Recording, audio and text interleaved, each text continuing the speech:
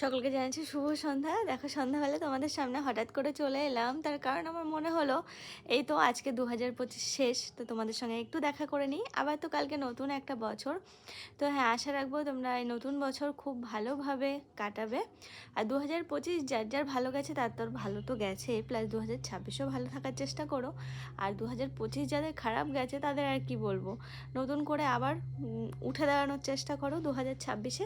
যেমন আমি 2025 আমাকে সেরকম কিছু দিয়েছে বলে আমার মনে হয় না, তবে হ্যাঁ 2025-এর শেষ কটা দিন আমাকে অনেক কিছু দিয়ে গেছে।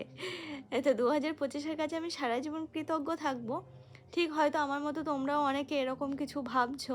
তো যাই হোক, সকলকে জানাচ্ছি happy new year, advance happy new year আগের থেকে জানিয়ে দিলাম, কারণ কালকে কিভাবে থাকবো না থাকবো, ব্যস্ত থাকবো কি না থাকবো না কিচ্ছু জানি না। তাও তোমাদের সামনে অবশ্যই সকালবেলা আসবো। তাও এখন একটু অ্যাডভান্স হ্যাপি নিউ ইয়ার জানিয়ে দিলাম। এই তো আর মাত্র কয়েকটা ঘন্টা, দেখো না, দেখতে দেখতে আমরা 2026-এ কিন্তু পা দিয়ে দেবো। কি আনন্দের বিষয় না বলো? শুধু ঘড়ির দিকে তাকিয়ে আছি কখন রাত 12টা বাজবে। আমাদের ওই বাড়িতে থাকলে প্রতি বছর রাত 12টার সময় রাস্তায় বেরিয়ে বাজি পটকা ফাটানোর ওই যে আনন্দটা না, এখানে সেটা আর হয়ে ওঠে না। এখানে ওই আমি আর অর্পণ দুজনকে হ্যাপি নিউ ইয়ার বলা, এটাই আর কি, এর থেকে বেশি কিছু আর হয় না।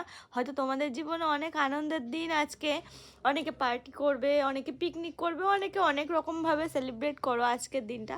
তবে কি জানো, এবার এই 2025 তোমরা জানো যে আমরা এই মানে নিউ ইয়ারে প্রথম দিন বেশিরভাগ এই 3-4 বছর আমরা বাইরেই কাটাই, কিন্তু এবারও সেরকমই প্ল্যান ছিল, কিন্তু এবার আর হয়ে উঠলো না। প্ল্যান ছিল আমরা 28 তারিখে বেরিয়ে যাব কিংবা 29 তারিখে বেরোবো, আর 2-3 তারিখে বাড়ি ঢুকবো, কিন্তু সমস্ত কিছু বানচাল হয়ে গেছে। সেটা আর হলো না। তো চলো, হ্যাঁ, যা হয় ভালোর জন্য হয়, সেটাকে মাথায় রেখেই কাটিয়ে দিই সময়গুলো, আর গুনতে থাকি 12টা বাজার অপেক্ষায়।